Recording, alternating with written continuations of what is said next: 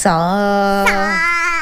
ஒழுங்கா சா ரீ ரீ